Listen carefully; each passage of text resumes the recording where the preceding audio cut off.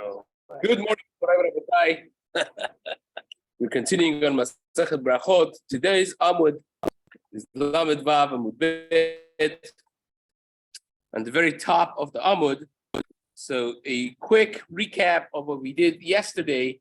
We're discussing the halachot of a caper bush when it comes to Orla, and we encountered the story of Ravina, who saw his best friend's son, Ravashi's son, that was eating on a tree that was Orla within 3 years of its planting, and he was eating the kafrisin, which we mentioned. The caper bush has 4 edible products. 2 of them are the main. Is the actual fruit, which we call evionot, and the kafrisin is the husk around it, right? And he was throwing out the fruit because that's orla. It's asur to eat it even in chutz la'aretz midrabanan. And then he was eating the husk, the kafrisin. So he told him, well, you must hold like Rabbi Akiva, because we hold like Rabbi Akiva in chutz la'aretz. Anyone that in the laws of orla is more mekel in Eretz Yisrael, in chutz la'aretz you could choose to paskin like him, even though that in Eretz Yisrael la halacha is not like him, because orla in chutz la'aretz is midrabanan, safek darabanan. When you have a doubt in the rabbinic thing, the kula. Of course, we can apply that just on a daily basis as rules and regulations, but that's the general idea when it comes to safek orla. So Ravina tells his friend's son, he says, wait, I have a better idea for you. Be mekel like Bet Shammai. Bet Shammai holds that the whole thing doesn't apply. Even the fruit itself you could actually eat. And then the Gemara said, no, Bet Shammai, you cannot paskin like, because Bet Shammai is not considered a legitimate shita altogether. Now there's a Tosafot in Masechet Sukkah, Taf Gimel, that brings a few places that we paskin like Bet Shammai, but aside from that, like the Gemara says in Yevamot, Afyud Gimal, we never paskin like Bet Shammai. Bet Shammai, in comparison to Bet Hillel, it's as though it doesn't exist. So says the Gemara, you can't do it. Fine. So we're back to the story of Mar bar Ravashi, the son of Ravashi, throwing out the evionot and eating the kafrisin. But he was eating the kafrisin. Now the Gemara is going to challenge that very strongly from a different source. Says, how in the world are you eating the kafrisin? It's true that the kafrisin are not the fruit itself, but it's not always the fruit itself that's asur. Anything that is shomer la peri, anything that is considered a protection of the fruit, is also considered part of the fruit. So therefore, the Gemara is going to suggest that what Mar bar Ravashi was doing should be asur. You shouldn't be able to even eat the husk. And that's the Gemara today. So we start, and our learning of Amud Yomi and Chodesh Cheshvan has been sponsored by Shahab and Shenaz Rabbi for the health and prosperity of their family and the Atzlacha and growth in Torah. And also has been sponsored by the Hami family, the Yirui Nishmat Yosef ben Anagra Simcha, Anagra Simcha bat Rachel, Aliza Talia Sara bat Chanoch Feivel, that all the neshamot should have an aliyah. Amen.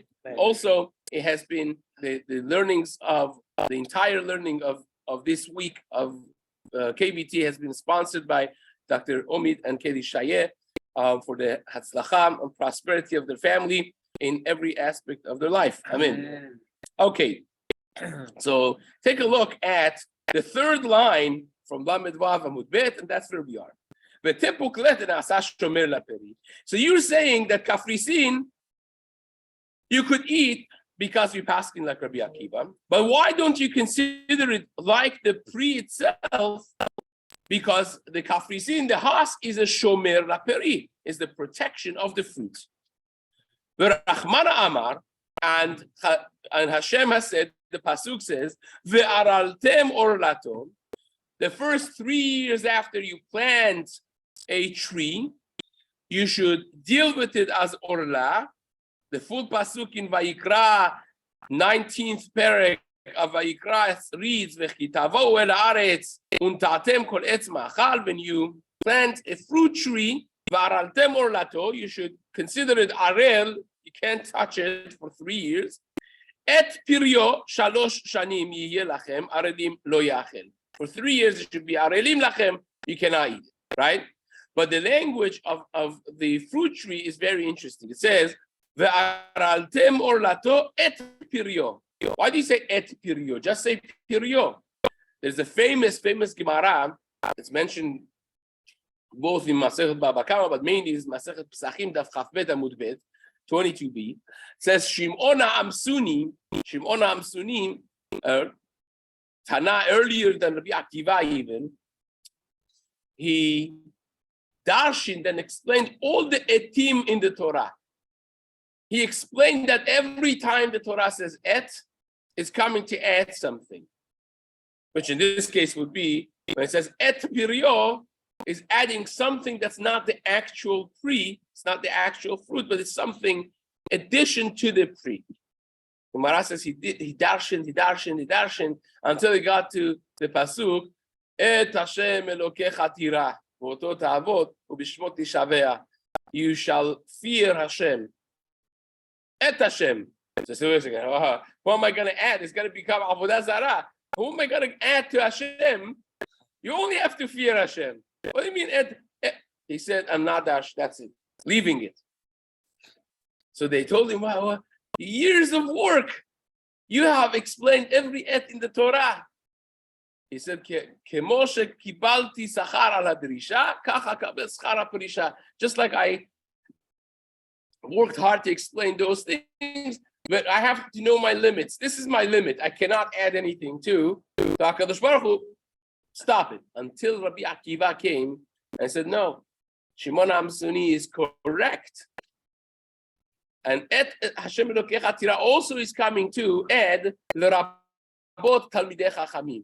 People who attach themselves to HaKadosh Baruch Hu via the Torah of Hashem, which is the essence. The Gemara says in Shabbat, Anochi Hashem Elokecha, the Luchot starts with Anochi Hashem Elokecha, the actual part of the mitzvot of the Torah starts with that. It says Anochi, it stands for Ana Nafshayi Katvit Yavit. The Gemara says, I am hereby writing my essence and giving it to you, handing it over to you, which is the Torah. So if you connect yourself with the Torah, he said, like we say, we sing it in Simchat Torah, it's part of Zohar HaKadosh, that Yisrael v'oraita v'kudsha berichu chatu. When you attach yourself to the Torah, you're by extension attached to HaKadosh Baruch Hu, and therefore you have that attachment. Someone that's real Tamei Chacham is really attached to the Torah.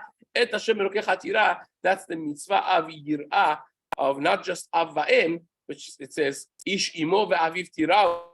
A person should have reverence towards their parents, but he should have reverence towards the Gedolei Torah, the Talmidei Chachamim as well. So, be that as it may, back to our topic, it says, Et pirio is coming to tell you et hatafel lepirio, right? Et pirio, et hatafel lepirio.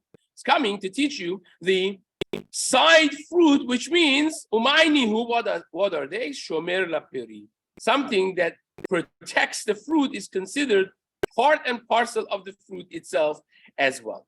So says the Gemara, Amar Rava said, in other words, now we're saying we're challenging what the son of Rav Ashi was doing. Here he was sitting within the first 3 years of this tree, and he was eating the kafrisin, the husk, the cover. Gemara says that's the shomer laperi. It's covering the evyonot, protecting the evyonot. So it should be asu. Gemara says no. The Gemara is going to try 3 different answers until we have it straight. So, where is it? In other words, not everything that's covering the fruit is considered a halachic shomer laperi. It's not considered shomer laperi just because it's covering it. Where do we say it's considered halachically shomer laperi, a protection? It's only when you have it, whether the fruit is attached to the tree or even after you take it off and you pick the fruit. Hacha, in the case of the caper bush, the kafrisin is there when the evyonot are attached to the caper bush, But once you take them off, once you take it off, they fall off. Once it's fully ripened and you take it off the tree, the kafrisin are no longer there. So therefore, it's not considered shomer lepun. So it says in Gemara, wait a second, that can't be true. Abaye asks a question from the halachot of tum'ah v'tara. So let me give you a preface to this. When you have a fruit could become tameh also. Well, not when it's attached to the ground, because then it can't become tameh necessarily. But once you detach it, once you take off a fruit could become tameh. Not only a fruit could become tameh, a fruit could be metameh. It could make other things tameh as well, given that it has a shi'ur of minimum kabitza. It has to be a certain size, and a minimum shi'ur is a kabitza.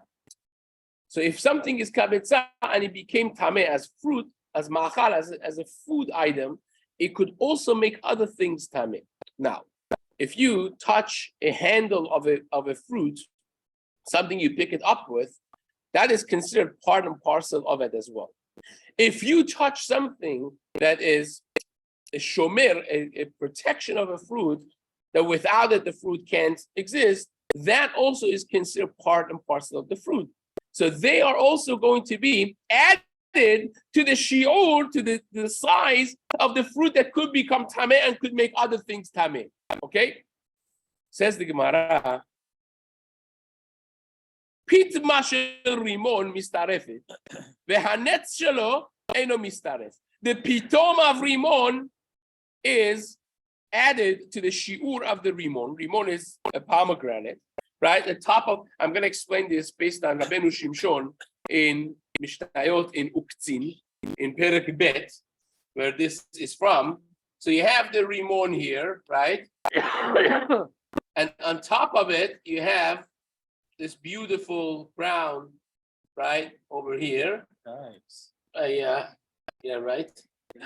No, it's better Yeah, than it's better than you. That's correct. That says a lot. Okay, so you have this. If you have paid attention, inside of this is where things get fertilized. Actually, when it's a blossom, right? So you have this beautiful hair-like things coming out, right, with things on top of them, and then if you paid attention, bottom here is like a plug that comes out. This red, nice color is like this.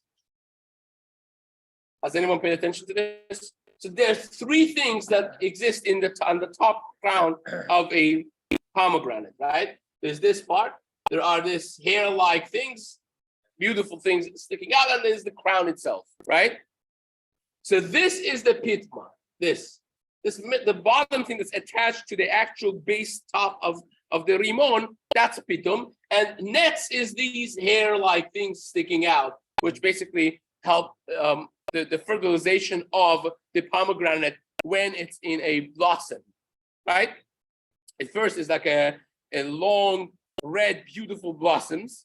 That's how they are. And then if they get fertilized, it turns into, then the bottom back of the flower turns into a pomegranate, and that beautiful blossom ends up being this crown that you see at the end, right? So that's how it works. So those nets is the actual things that take the zera and fertilize it to become a full rimon of becoming a pomegranate. So that the Gemara says this pitom is considered part and parcel of the pomegranate, and the size of that, if you have a rimon that without this is not a kabitza, with that is a kabitza, it's a kabitza, and it could become tameh, it could make other things tameh as well. Okay, says the Gemara. We're asking a question, Abaye is asking a question from this Mishnah in Uktzin, that Pitma shel rimon mistarefet vehanetz shelo eno mistaref. These hair-like things sticking out, those are not mistaref. Those are not part of the shiur kabetza. So midekamar hanetz shelo eno mistaref. From the fact that you see these hair-like things are not considered part and parcel of the pomegranate, alma delav ochelhu. right? You see from that they're halachically not part of edible parts of they're not ochel, they're not part of the pomegranate as far as eating is concerned. Says the Gemara, the Tani Gabe Orla, but the Maaseh, when it comes to the halachot of not tumatara, but halachot of orla of the same pomegranate, we learn the Mishnah tells us kelipe rimon vehanetz shelo, the shell of a pomegranate and the nets, which is these things that we just spoke about, kelipe gozim v'gar'inin, and also the walnuts, their cover and the shell, chayavin beorla, they're considered orla as well. So how do you reconcile those things? That's not food, it's not the fruit, but it is chayav beorla. So you see from here that even though that these hair-like things, which they fall at the end when the pomegranate becomes completely ripened, they're not there anymore. They're not there anymore. They kind of, but little by little, fall off, and still you see that's chayav beorla. So we wanted to say until now that if something stays until the end, is chayav beorla. If it doesn't, like kafrisin, it's not chayav beorla, and therefore, by kafrisin that they fall off, they are considered what? Mutar. Here we see that this that falls off before it's ripened still is considered orla. So we're back to square one of how in the world was Mar Bar Rav Ashi eating the kafrisin in orla. They should be considered shomer laperi.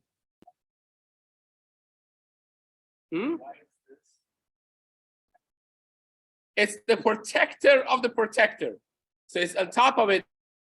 The truth is, we're going to discuss right now with this plug. If you take them off, they're going to die. It's the remote is going to cease to exist. It's going to rot away, right? Now, the nets is not completely that, but it is also considered a sort of a protection because it keeps away in early stages. It keeps away different bugs, different things that could come in. The Gemara certainly sees it as a shomer laperi, right? Now, says the Gemara. So you have a kasha. You're back to our question of how in the world was Mar Bar Rav Ashi eating kafrisin, the husk of the caper berry. It should be considered shomer laperi. Says the Gemara. Ella Amar Rava, we are readjusting the answer. Rava said, when is it halachically considered a protection of fruit, so much so that it becomes part and parcel of the fruit itself? It's only when the fruit is completely ripened, the thing is there. But here by kafrisin, I kafres lete beshat gemar pera. Kafres, the husk of yonot is not there. Not only when you take it off, the fruit is not there. Even when the fruit, the yonot becomes ripened, the kafres already has fallen. So therefore, it's not a complete shomer leperi. It's not considered shomer leperi. Gemara says, wait a second, that also can't be said. In other words, you understand what happened here. We came one level down. In the beginning, we said, in order for it to be considered the protection of the fruit, it should be there when you take it off the tree.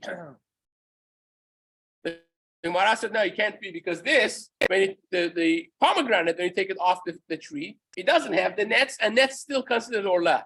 So the Gemara says, fine. You go one level down. It doesn't have to necessarily be there when you take it off the tree, but at least when it ripens, it should be there, right? The nets is there when it ripens. But kafres is not even there when it ripens. So that's why the son of Rav Ashi was allowed to eat the husk of the evionot.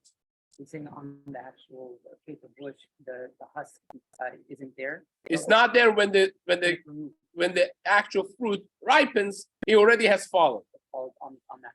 Falls off. So says the Gemara, even that you cannot say. Says, nice try, but I'm gonna have to destroy your new suggestion as well. And the Gemara is going to successfully destroy it and say the final answer. Right? Says the Gemara. Hey, is that true?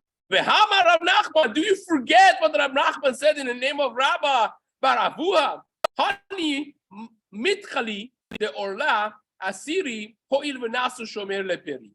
You have this fruit, the mitchali of the first 3 years, they are asur because they have become shomer leperi. The shomer leperi emat haveh, the kufra. And where are they considered shomer laperi? When they are kufra. Now, this is a type of timarim, a type of date, and they have a cover around them only when they are baby timara, when they are small and not ripened. And yet the Gemara says that cover is considered orla.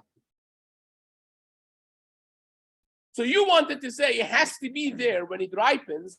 This cover of the tamarim, this type of tamara, is not even there when it ripens. And yet we learned in the name of Rabbi Nachman, Rabbi Bar Avuha, that it says that cover of the tamara in the first 3 years, asur to eat it. So your suggestion that the cover, the husk has to be there when the fruit ripens is completely wrong, because this cover, this husk or shell around the tmara is not there when the tmara ripens, and still we learned that it becomes asur because of orla. So everything you said, I destroyed. Now the Gemara says the final answer, which is going to be the halacha. Says the Gemara.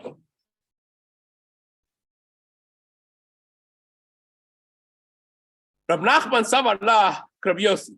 Rab Nachman holds like Rabbi Yossi. Titnan, Rabbi Yossi Omer Smadar Asur Mipnei Shehu Peri. Rabbi Yossi holds Smadar, which is an unripened anavim or grapes, is asur when the flowers kind of fall and you can see the grains of grape, is asur mipnei shehu peri. It's already considered fruit. So you see something that is not considered ripened still is considered fruit halachically. In other words, he says no. It's another last attempt to salvage this last answer that we gave. He says, you know why this timara, this date, the shell of it is considered a part of the fruit? Because Rabbi Nachman holds, like Rabbi Yossi holds that anything that you could see that's going to be the fruit, like when you have boser anavim, when the grapes are starting to develop, when it's very, very still sour, before it becomes sweetened and large, as soon as you start seeing that this is going to be an eshkol anavim, it's going to be a cluster of grape, it's already considered halachically perot, fruit. That's why he holds that the cover of the tmara is part of the fruit, because he says you don't have to wait until it ripens to be called fruit, quote unquote. Even when it's in cluster, in small, unripened stage, still considered fruit. Gemara says, Chachamim disagree with that, Rabbi Yossi. And our Rabbi Nachman holds like Rabbi Yossi. Gemara asks the final question, Matkifla Rab Simi Minaharda. Rab Simi Minaharda asked, V'sha'ar ilani mi peligi Rabbanan aleh. Rest of the fruits, in other words, our discussion is about temarim. Our discussion is about dates. The machloket of Rabbi Yossi and Rabbanan is only by grapes. It's in a specific thing about grapes that Rabbi Yossi says, grapes, once they become noticeable, they're considered fruit. But if you would ask the same Rabbi Yossi, how about tamara? How about dates? He would tell you, no, it's not considered fruits until it's ripened. So X, you can't try that. You want a nice try, basically. You want to hang yourself on Rab Nachman and Rabbi Yossi's sheet. Rabbi Yossi only holds what he said about grapes, not about tamarim, not about any other fruits. Says the Gemara, we know that they don't disagree in other fruits. There's a halacha in Shvi'it that not only last year we just ended a Shnat Shemitah, right? In Shvi'it, not only you cannot plant and do agricultural attempts, but you also can't destroy perot Shvi'it. You cannot destroy an ilan, a fruit tree, on Shvi'it. So what is considered a fruit tree that you can't destroy? It has limits. Says the Mishnah.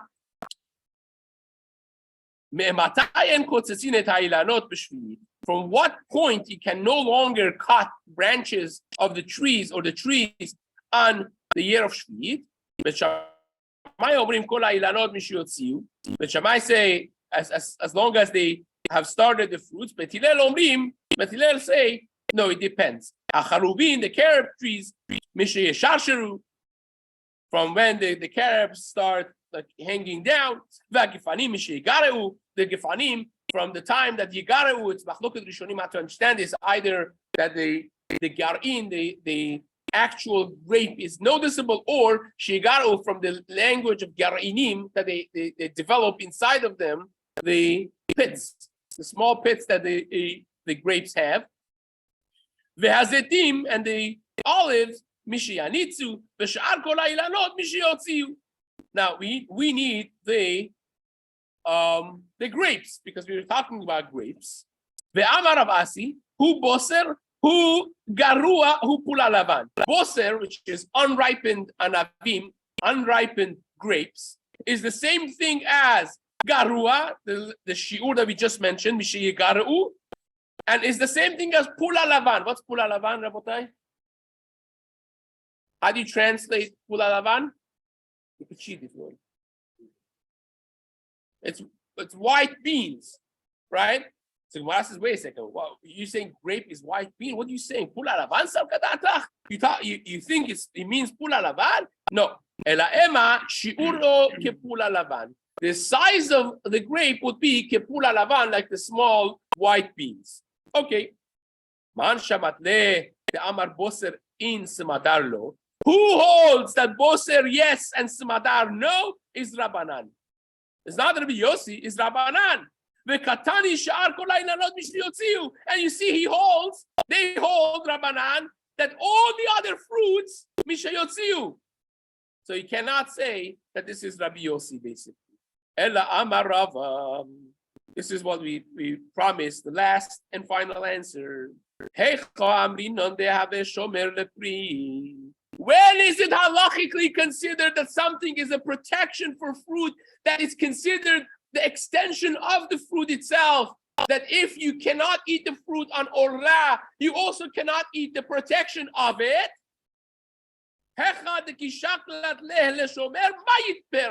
Only in a time that if you take the protection off, the fruit dies and gets ruined. That is protection. Yes, you have many different levels of protection. Not all of them are halachically considered the protection of the fruit.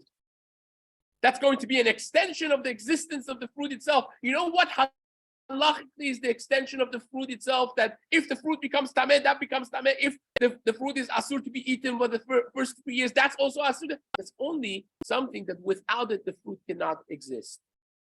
Now, this nowadays has a lot of nafkaminas. Again, for us, maybe in your backyard, you don't have a whole lot of this, but if someone owns, even in America, if someone owns massive amounts of ground and you have fields that you grow different trees, avocados and whatnot, then you actually have to deal with these questions of what things you could use, what things you cannot use.